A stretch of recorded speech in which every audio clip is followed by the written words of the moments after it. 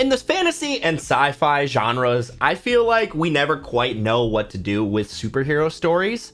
Are they fantasy? Are they sci-fi? Do they belong? Do we like them? Or are they like the other gang across the playground that we're like, no, you guys sit over there. We don't want anything to do with you. Well, today we're going to talk about that. Hello, my name is Andrew Givler. I'm an author and a booktuber, and this is where I go to talk about things I'm passionate about that come to reading, writing, storytelling, and being obnoxious. So that's what I do here. If you enjoy anything that I do, make sure to hit the like button, okay? YouTube really appreciates that, and so do I. Also, make sure to hit the subscribe button. Again, these are the dances that the overlords make us do. So do those things to help out the channel. If you like what I have to say about storytelling, maybe check out my books. They'll be linked in the description below, as well as any book we talk about in it. Be linked in the description below. If you use my link, it helps me pay my bills so I can keep making videos.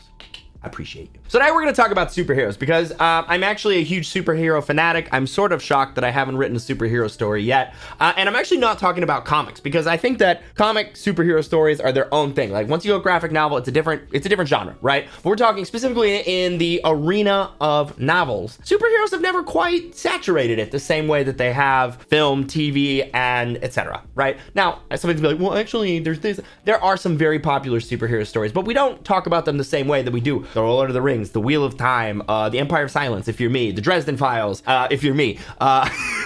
What else is huge?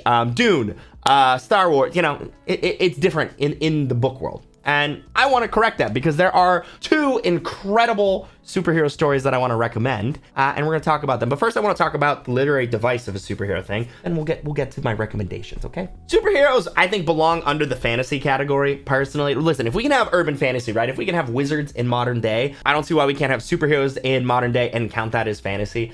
I don't know why, but I get the feeling like people would kind of disagree with that a lot of time. I know some retailers go so far as to list superheroes underneath either sci-fi or fantasy, but I sort of feel like it's usually a place where they're putting it where they don't know what to do with it. And I want to wholeheartedly welcome them, okay? We need more superhero stories in novel form, more gritty, well, they don't all have to be gritty, but I would love some more gritty, not quite Marvel-esque stories set in superhero instead of in magic, but in our world or not. Why not a medieval superhero story? Uh-oh, I'm gonna write that down. Nobody take that. That's mine. Medieval superhero story. Check. Okay. If that comes out soon, you don't know why. But is there really a difference between being born with a superpower or getting superpowers through some sort of tragic accident than there is of getting the ability to do magic or being born with the ability to be a wizard or something like that? I say no. I say the pursuit of power qualifies as a superpower, whether it's magic or not, and that they're really the same family, personally. I don't know. I guess you could also argue for sci-fi, right? If it's like a scientific thing, like Dr. Osborn. That's kind of sci-fi-y, right? Green Goblin, Doc Ock, Mr. Fantastic. There's definitely also a sci-fi-y element. So I get why superheroes sort of defy being placed in a single category, and that's fine. I just want to say that they belong, all right? I want to expand the sci-fi fantasy bubble to also encompass superheroes. I'm claiming them. And maybe everyone else is like, Andrew, we already do. Like, can you shut up? And that's fair. But I don't feel like anybody I've talked to feels that way, so I'm ready to be the wrong one. Listen, I'm just trying to do the community a service. Okay, I've argued about this enough. I think that superpower counts as a magic power, and we're calling a spade, all right? So now let's talk about some superhero books that I think are criminally underrated that you should read and really enjoy. Now, the first one is called In Hero Years, I'm Dead, and it's written by Michael Stackpole. Now, if you're like, why does that name sound familiar? I've heard that name before. Michael Stackpole was actually one of my favorite authors growing up. He wrote the Rogue Squadron series, among other things. The Rogue Squadron series is my favorite Star Wars series, so I have definitely talked about him before on the channel. I actually want to do a deep dive into some of his content at some point because he has an epic fantasy series that's one of my favorites.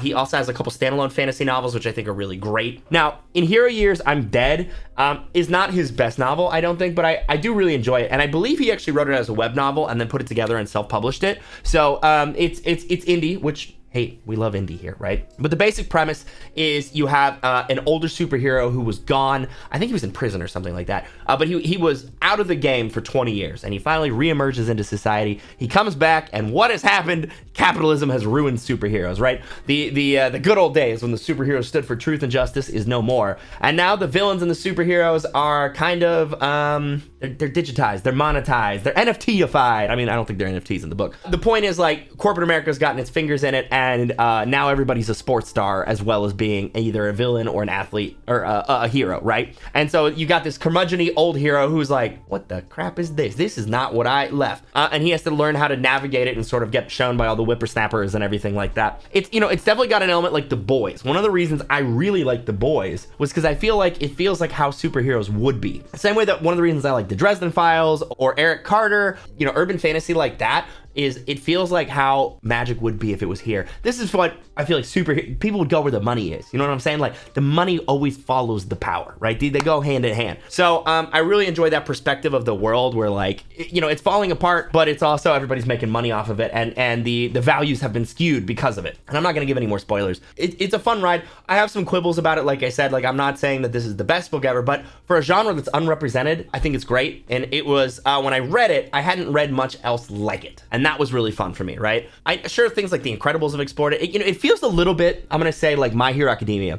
You know how like in My Hero Academia, everything's been like, not politicized, but popularized, right? Oh, he's the most popular hero. Oh, this hero is really famous. Da-da-da-da. Like that element, it has kind of that element, but like a more Western bent to it. And that makes it really fun. So I recommend checking it out. Again, I will link in the description below. It actually, like I said, it was a web novel. I think I bought it from him directly or something way back when, but it is on Amazon now. It also doesn't have that many ratings because I think he published it elsewhere and then moved it to Amazon. So go give him some ratings if you check it out. I think it's worth your time. Not to be confused, but it's listed as book 12, but it's actually a standalone. He wrote a bunch of prequels later, which I have not read yet. I didn't know they existed until I was doing research for this video, but I might go check them out because I want to see more in that genre. The other book that I want to tell you guys about that's kind of in a similar genre to this is actually written by one of the most famous authors in the world, but I have never heard anyone recommend this to me. And actually, I discovered it when I started reading him because I just started reading through his backlog. And then I found this and I was like, holy crap, why does nobody talk about this? It's very different from everything else he's done, and maybe that's why, but I really enjoyed it. It's actually kind of sleeper, my favorite thing he's done. Maybe, I don't know. I'm not going to die on that hill, but it's up there. And that's The Reckoners, written by Brandon Sanderson. I know, what? Brandon Sanderson wrote a whole superhero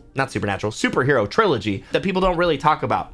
And I think it's like, maybe he wrote it around the time he was doing Mistborn, like similar feel to like how dense it is and like what's going on, like to a Mistborn level with like intrigue and stuff like that. The first 3 books of Mistborn, I want to say that they're kind of similar, just like different magic systems, different world, you know, that kind of, not to say they're the same, but like if you liked Mistborn and you liked like where he was as an author at that point, I think you would like Reckoners. Now, the premise of Reckoners is actually more intense than Here Are Years I'm Dead. So in Reckoners, it's like post-apocalyptic, right? People develop superpowers, and we go through the phase where everybody adores them, they get rich, they get wealthy, and then they start squabbling. They start fighting with each other, and the world kind of goes post-apocalyptic. The nations fall apart, and instead they unite under different superpowered leaders, essentially. So you're like post-apocalyptic, you know, cities are destroyed from superheroes fighting through them. The people live in fear. There's rebels who live like very guerrilla under the ground, hiding out. And then you either are like a bannerman to a superhero, or you're on the run and like hiding and trying not to be found. And I think that that's a really cool superhero thing to do. Because again, I haven't really seen a post-apocalyptic world where things have been ruined. Even The Boys like doesn't go that far, right? The Boys explores the corruption and stuff that would happen. And this like runs it out all the way to the end. It's like, okay, you get these people who are people, right? They're people with unbelievable powers who cannot be stopped. What do? Well, obviously, when people are that powerful and they have nothing to put in checks and balance, it corrupts. Power always corrupts, right? And that exploration is super freaking fun. The superpowers are really cool and creative. I really enjoyed the series. I actually want to reread it because I read it a long time ago. Like I said, I didn't read Brandon Sanderson for a long time. The pitch didn't, like, nobody ever gave me a good pitch that sounded like it was something I would like. But when he finished Wheel of Time, which of course, if you've been watching the channel, you know I'm super passionate about Wheel of Time. He did such a good job. I said, okay, I'm going to check out his other stuff because I'm always on the hunt for authors who are blowing me away. And I thought he did an excellent job finishing Wheel of Time. So I said, okay, sir, you've earned me checking out. And I read Mistborn, and I loved Mistborn. I was like, oh, so I just started reading everything. And that was before, I think that was like the first book of the Stormlight Archive. Way of Kings had like just come out, right? So I didn't have the series that everybody's super hyped to read about. So I just started going through. I read Elantris. I read, I haven't read the second Mistborn trilogy yet. I don't know why that one didn't like reach out and grab me as something I was super into just yet. But I did, I found Steelheart, and that's when I went through the Reckoners series,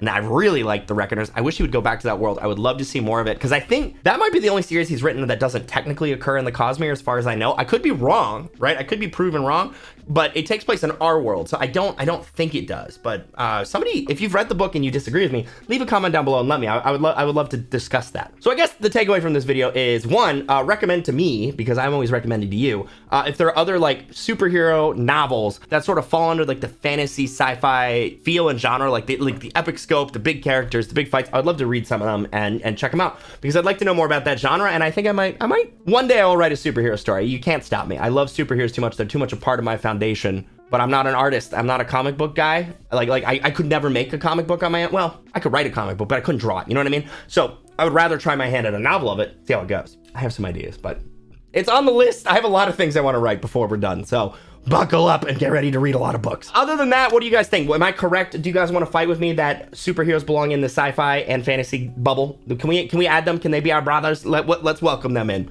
If you want to fight with me, please do in the comments below. I'd love to see it. Otherwise, make sure you hit the like button. Make sure you hit the subscribe button. Remember, all the books I mentioned will be linked in the description below. And I will see you guys with my next book talk, booktube, whatever, very soon.